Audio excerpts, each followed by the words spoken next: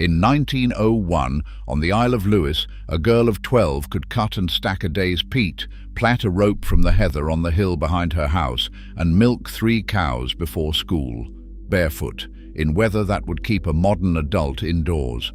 Today, most of us cannot keep a houseplant alive without an app. But here's the twist.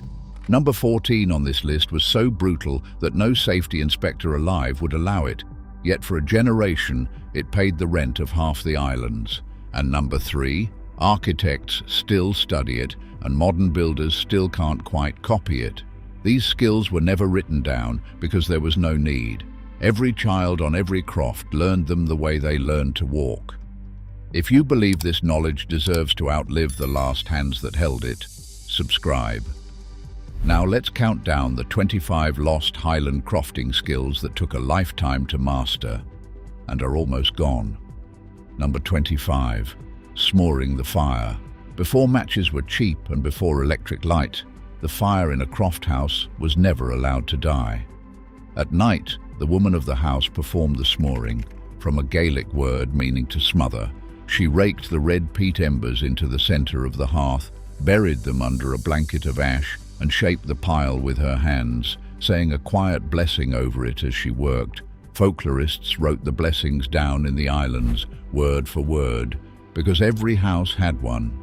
In the morning she opened the ash, and the embers inside were still breathing. Fresh peat caught in minutes. Done well, a single fire could pass from mother to daughter and burn, without ever going out, for longer than anyone in the house had been alive. A box of matches costs pennies today, but a fire older than everyone it warmed, that cost a lifetime of never once forgetting. Number 24. Rope from heather and horsehair. A croft ran on rope, for thatch, for tethers, for creels, for hauling, and there was no shop to buy it. So the hill was the hardware store. Men pulled long stems of heather and twisted them against each other into a cord called co-man, a heather rope, then doubled it until it was thick as a wrist and strong enough to hold a roof down through an Atlantic gale. Horsehair, saved strand by strand from the tail of the croft's pony, made the finer ropes for halters and fishing gear. The twist had to be even the whole way, or the rope failed under load, and a rope that failed in a storm could cost a roof, a boat, or a man. Today we buy twine in plastic. They made ropes that outlived their makers. Number 23. Roofing and roping the thatch. A Highland roof was not nailed down, it was tied. Layers of turf and heather or straw thatch were combed tight, netted over with those heather ropes, and hung with swinging stones, so the whole roof could flex under wind that would strip the slates off a modern house. And the roof was a working part of the farm. Every year or two, the crofter opened it up and stripped out the lower layers, black and greasy with a year of peat smoke, and spread that soot thatch on his fields because it was fertilizer too good to waste. Then he rethatched, re-roped, re-hung the stones, judging the pitch by eye against the next gale. Nothing was wasted, even the house grew food. Across the Highlands today, the people who can still do this properly would fit in one small room. Number 22. The creel. Before roads reached the townships, everything moved on human backs. And the creel was how. A deep basket woven from willow wands, carried with a rope across the chest. It hauled peat from the bank, seaweed from the shore, fish up from the boats. Weaving one that could take the load and spare the spine took years of practice. Women carried creels of peat for miles across open moor and famously knitted as they walked, needles going the whole way because hands were never allowed to be idle. The quad bike carries the peat now. Nothing about it will be handed down. Number 21. The quern. 2 round stones, one spinning on the other, and a hole in the top for the grain. Every croft woman could grind the day's meal by hand, feeding in the oats with one hand, while the other kept the upper stone turning at exactly the speed where it crushed fine without jamming. And here's the detail that explains the quiet. On many estates, an old obligation called thirlage bound tenants to the laird's mill and to its toll. So in plenty of townships the quern turned softly at home all the same. It was the sound of independence. A household that could turn its own grain into its own bread owed one less thing to anyone. You'll find querns in rockeries and museums now, worn smooth in the middle by hands nobody remembers. That was the house. Now the land, and Highland land gave nothing away for free. Number 20. Lazy beds. And the name is the worst lie in farming. In Gaelic, they are fiannagan, and they were how crofters built soil where there was none. On wet moor and thin rock, a man marked out ridges the width of a bed, dug trenches either side, and folded the cut turf upside down onto the ridge. Onto that went creel loads of seaweed, and on top a skin of whatever soil could be scraped together. The trenches drained the water, the ridge warmed in the sun, and ground that had never fed anyone grew potatoes and oats. It was engineering with a spade, and there was nothing lazy in it. Walk almost any Highland hillside in low evening light, and you can still see them, long green ripples under the grass. The hillside still remembers. Number 19. Reading the tide for seaweed. The Machair, the shell sand meadowland along the western shores, is some of the sweetest ground in Scotland, and it was fed from the sea. After the winter gales and at the big spring tides, whole townships went down to the rocks at low water to cut and gather wrack, racing the returning sea. It came up the shore in dripping creel loads and went onto the fields by the 100-ton, hand by hand. Linger too long, and the tide made the decision for you. Fertilizer arrives in plastic sacks now, with the analysis printed on the side. Theirs arrived twice a day, for free, for anyone with the back and the timing to take it. Number 18. The cas-chrom, the foot plough. Say it, cas-chrom. It means the crooked foot. Picture a long wooden shaft with a bent, iron-shod head and a peg for the foot, and a man leaning his whole weight onto it, tilting, levering, turning a sod, stepping on again, hour after hour, working his way along the strip. It looks primitive. It is anything but. On steep, rocky, root-bound ground where no horse could stand and no plough could bite, the cas-chrom turned soil nothing else could touch, and it fed families on ground a surveyor would write off as waste. They said a practiced man could turn in a season what would otherwise never have been turned at all. It hangs on museum walls now, and hillsides it once fed grow only bracken. Number 17. Winning the peats. Fuel didn't come to the croft. The croft went to the fuel.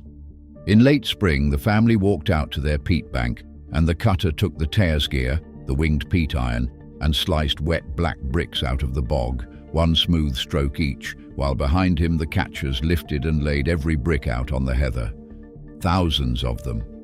Then the peats were turned, stood in small leaning fours to dry in the wind, carried home creel by creel, and built into a stack at the gable, a stack itself shaped and thatched to shed rain until the following spring.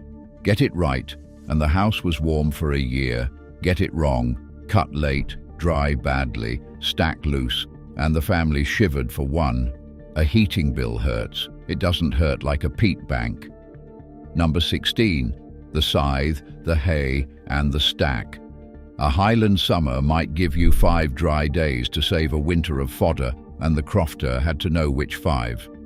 He mowed with a scythe kept razor sharp on a stone carried in his belt, and the whole family turned and tossed the grass to the wind, gathering it into small cocks that could shrug off a shower. Then came the real craft, the stack, built round, hearted tight, combed and roped, so a whole winter of rain ran off it like a roof. A well-built stack was money in the bank. A badly built one rotted silently from the inside, and the beasts went hungry in March for a mistake made in August. You could judge a crofter from the road by his stacks. People did. Everything so far fed the house. The next 5 faced the sea. And number 14 is where the list turns dangerous. We're saving Britain's vanishing skills one video at a time. Subscribe and stay for number 3. Number 15, the low tide larder, When the meal chest ran low, the shore never did, if you knew how to read it. Crofters gathered dulse and carrageen from the rocks, dug cockles at the ebb, lifted mussels and winkles by the creel load, and knew which bays, which rocks, which tides, in which months. This was not beachcombing. It was a mapped, timed, taught body of knowledge about a larder that reset itself twice a day, and in the hungry years, it stood between whole townships and starvation. The knowledge is nearly gone now, and the shore is as full as it ever was. The larder didn't close. We lost the key, number 14, and this is the one no safety inspector alive would allow: kelp burning. For a generation either side of 1800, industry paid real money for the ash of burned seaweed, a source of soda and potash for glass and soap. And when war with France choked off the foreign supply, the islands answered. Whole families waded chest-deep into freezing surf to cut wrack from the rocks. They hauled it up the shore in dripping creels, spread it, dried it, and then burned it in long stone kilns that had to be fed and stirred for hours, for days, with long iron tools, in smoke that scoured the eyes and lungs, over a molten mass that spat and burned bare skin. The work ran through summer after summer. Children carried, grandmothers dried, men stood in the smoke and stirred. It was brutal, blistering and endless, and for those years it paid the rents of half the islands, and estates crowded people onto the shores to feed it. Then the wars ended, cheap alkali flooded back in, and within a decade the price had collapsed, and the same shores that had been worth crowding were suddenly worth nothing. The kilns are green hollows in the grass now. The sea gave a living and took its rent in men. Number 13. Launching an open boat where there is no harbour. Much of the west coast has no pier and no breakwater, just a beach open to 3,000 miles of Atlantic. Crofter fishermen learned to read the swell in sets, to count the waves, to hold the boat bow on in the shallows and feel for the one moment when the sea would let them go. Landing was harder. Come in wrong, broadside in broken water, and the sea would have the boat over in a heartbeat. So they waited outside the break, sometimes for hours, then rowed hard on the chosen wave and leapt out to run her up the stones. Every township remembered the ones who got it wrong. That was the tuition, number 12, the long lines. A small line might carry several hundred hooks, and everyone had to be baited. Mussels, usually shelled by the basketful, then coiled into a basket so the line would pay out at sea without snagging. In the dark, in a moving boat, with cold, dead fingers. Families sat up half the night baiting for the morning's set, and one fouled coil could cost the whole line a long way from help. Then the haul, the gutting, the splitting, and the arithmetic of what to eat fresh and what to save. It was patience, order and needlework, practiced at sea. The lines are gone. The patience went with them. Number 11. Salt and smoke. A good day's fishing meant nothing unless it became February food, and every croft knew the turning. Fish split and boned in a few practiced knife strokes, packed in coarse salt in exact layers, pressed, then hung in the peat smoke of the rafters until they took on the colour of oak. The same rafters cured mutton. Judge the salt wrong, or the weather, and a month of protein soured in the barrel. Do it right, and the roof of your house was a pantry. Anything labelled artisan smoke today is chasing what every croft ceiling did as standard, from the sea to the hill, because the croft's real wealth walked on four legs. Number 10. The shealing summer. Every June, the townships split in two. The cattle went up the glens to the high summer pastures, and with them went the women and children to live for weeks in small stone huts called shealings, eerie in Gaelic, while the men stayed below with the crops. Up there, the girls milked morning and evening, made butter and cheese to carry down, and kept the beasts off the growing corn. It was a working exile, and by every account, it was also the sweetest season of the year. Songs, courtships, children running half wild on the hill. One custom managed the grazing, protected the crops, banked the winter's food, and stitched the community together all at once. The shealing ruins are on every hillside still. Nobody has slept a summer in them for generations. Number 9. The house cow. Not a herd, a cow. She was the family's bank. Milk for the children, crowdy, a soft, fresh cheese. From the surplus, butter churned, pressed and salted away for winter. A croft wife knew her cow the way a mechanic knows an engine. What her milk said about the grazing, what her restlessness said about the weather, how to bring her through a bad calving at 2 in the morning with rope, patience, and no help within a day's ride. Lose the cow, and the whole year tilted. The children of the house drank the consequences either way. Number 8. Clipping day. Once a year the sheep gave up the rent, and the township took it with hand shears.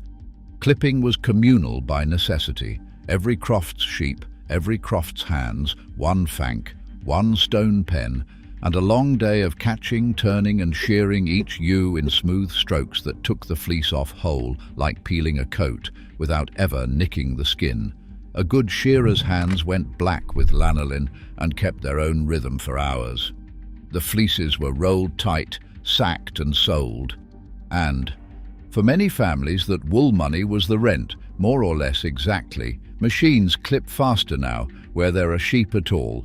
But watch old footage of a hand shearer sometime. It isn't work being done to an animal, it's a duet.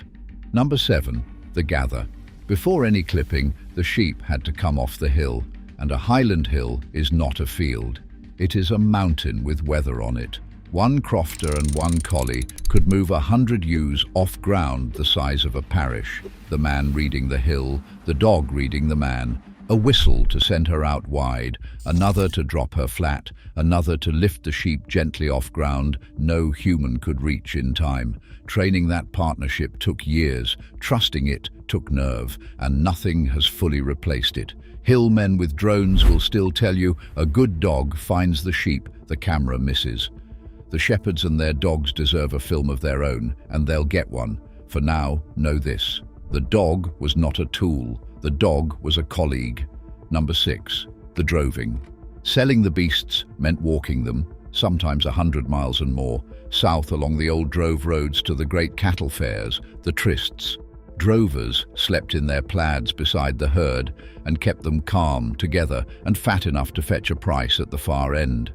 And where the islands met the mainland, they swam them. At the narrows of Kyla, between Skye and the mainland, the beasts crossed the tide race behind a boat, a short rope noosed under each cow's jaw, tongue left free so she could breathe and swim. The herd tied nose to tail in strings. In the early 1800s, by some estimates, 5,000 to 8,000 cattle a year swam that narrow. The drover's whole skill was the tide. Choose slack water and the sound carried you. Misjudge it, and it carried away your year's income. The drove roads are waymarked hiking trails now. Pleasant, quiet, emptied, and now the masterpieces, the 5 skills the whole system stood on. Number 5. Walking the cloth. When a length of tweed came off the loom, it was loose, greasy and useless until it had been fulled, shrunk and tightened, and in the Highlands that was done by hand, by women, around a long table. The wet cloth went round in a circle, pounded and passed from fist to fist in perfect time, and the time was kept by song. Walking songs, call and response, verse after verse, some of them carrying stories centuries old, sung at exactly the tempo the work demanded. The songs were not decoration, they were the timing mechanism. Experienced women could feel the cloth tightening under their hands and knew, to the verse, when it was done. And one thread of this world survives by act of law. To this day, Harris tweed must be hand-woven by the islanders at their homes in the outer Hebrides, from wool dyed and spun in the islands. It says so in the Act of Parliament, 1993. The walking tables, though, went quiet within living memory. When the songs stopped, the skills stopped with them. Number 4. Wintering the beasts. Anyone can keep cattle alive in June. The skill was March, the hungry gap, when the hay was nearly done, the grass had not come, and the cow was in calf and failing. Crofters rationed the stack to the day. They cut heather for bedding and roughage. They carried seaweed up from the shore and taught the cattle to eat it. And they nursed the beasts through on pure judgment. Which cow could take another lean week, which would go down if the wind stayed in the north. Every animal that walked out onto the spring grass was a decision somebody had gotten right 40 times in a row. In the dark, in the cold, on almost nothing. Number 3. The one the architects still study. The blackhouse. From the outside, it looks like the simplest thing a human being could build. Low stone walls, a rounded back, a roof of thatch. Look closer. The walls are double. 2 skins of dry stone packed around an earthen core, a metre and more thick. The corners are rounded and the roofline sits low and streamlined because the whole building is shaped so the wind can find no grip on it, an aerodynamic answer to gales that flatten modern sheds. The roof sits inboard of the wall heads, so gusts skate over the top instead of tearing under the eaves. And its timbers, on islands with no trees, were driftwood, gathered plank by plank from the tide line. The peat fire burned in the middle of the floor day and night, and its smoke filtered up through the thatch, drying and curing the roof from the inside. The byre stood at the lower end, under the same roof, and the cattle's warmth heated the house like a gentle furnace all winter. Nothing about it is single purpose. The house heats itself, maintains itself, and holds people, beasts, fire and fodder in one breathing system. Tuned to the worst weather in Europe, modern eco-architects write papers about it. The people who could build one from the ground up with their hands, almost none remain. Number 2. Reading tomorrow in the sky. No forecast reached the townships, and yet every single day someone bet the family's labour or the men's lives on the weather. Cut the hay or wait. Launch the boat or stay. Take the cattle high or bring them in. So crofters read everything, the colour of the evening light, the ring around the moon, a wind that backed instead of veering, gulls sitting inland, and old men swore they could hear weather coming in the sound of the shore before any cloud showed. None of it was superstition. It was pattern recognition trained over a lifetime on one patch of coast, and it was startlingly good, because it had to be. We carry forecasts in our pockets now. They carried them in their bones, and theirs worked without signal. Number 1. The skill that carried all the others. The seili, not the dance night the word means today. The old seili, the winter evening visit, when neighbours gathered at one fire and the accumulated knowledge of a people was kept alive out loud. Because here is the truth about everything you have just watched. None of it was written down. The lazy bed drainage and the smooring, the wave counts and the walking verses, the pedigree of every beast and the boundary of every strip of ground, all of it lived in trained memory, and the seili was the training. Stories that were maps, songs that were manuals, genealogies that could settle a dispute a lawyer would need a week for. The old were walking libraries, and the fireside was the desk where the whole archive was read aloud, corrected, and handed to the young, every winter, for centuries. That is why these skills took a lifetime to master. The croft's true infrastructure was memory, and that is why it all vanished so fast. The wage economy called the young away to the cities and the ships. The fires went out one by one, and when the Khalid stopped, the library burned quietly, one funeral at a time. It took a lifetime to learn. It took one generation to lose. Stand back from the list now and see it whole. Within living memory, a crofting township produced nearly everything it consumed: its fuel, its food, its cloth, its rope, its buildings, its forecasts, and its evening's entertainment, out of a hillside, a shoreline, and one another. And if you want the loss in a single number, here it is. In 1901, the census counted more than 230,000 Gaelic speakers in Scotland, the language this entire library lived in. A century later, fewer than 58,000 remained. The knowledge didn't just fade, the very language it was stored in went with it. That is not a scolding. Trading these skills for comfort was, on most cold mornings, a good trade, but nobody told us the price included the knowing itself. So here is my challenge. Pick one, just one. Step outside tonight and try to read tomorrow's weather from the sky, then check yourself in the morning. Or sit down with the oldest person in your family and ask them what their hands could do at 12. Then tell me in the comments what you tried and what they told you, because these were never just chores. They were the operating system of a world that could feed, house, warm, and entertain itself from its own ground. And it disappeared in a single lifetime. Subscribe. Next, the island they abandoned overnight, and the skills that died with it. Some of those skills had kept people alive on a rock in the open Atlantic for 2,000 years. That story is next.